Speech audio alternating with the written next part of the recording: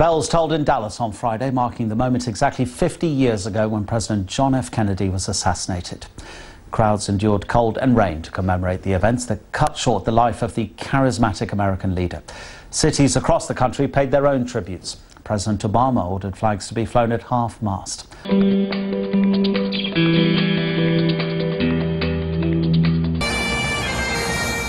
Marking 50 years since President John F. Kennedy was assassinated. Events have been held across the U.S. and in Dallas, the city where he was shot dead.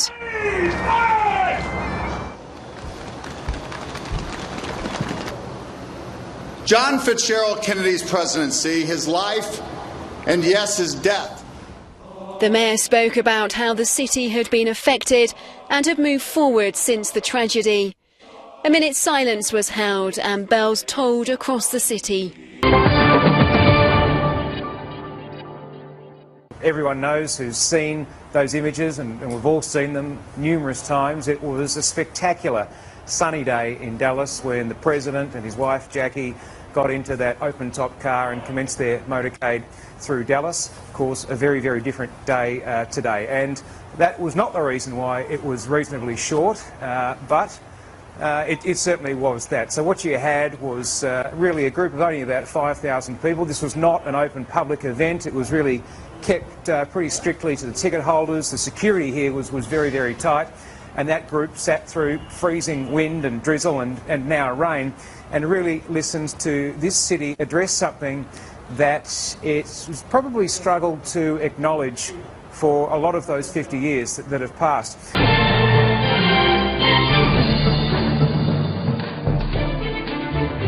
What were your thoughts?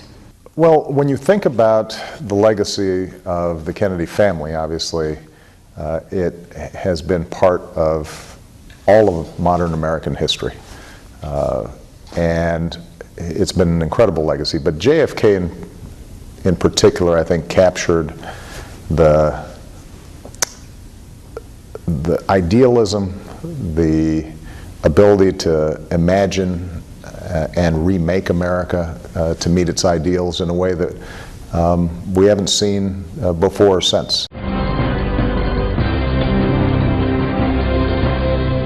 To commemorate the life of John F. Kennedy, and since this is such a part of our history, I think it deserves a lot of attention.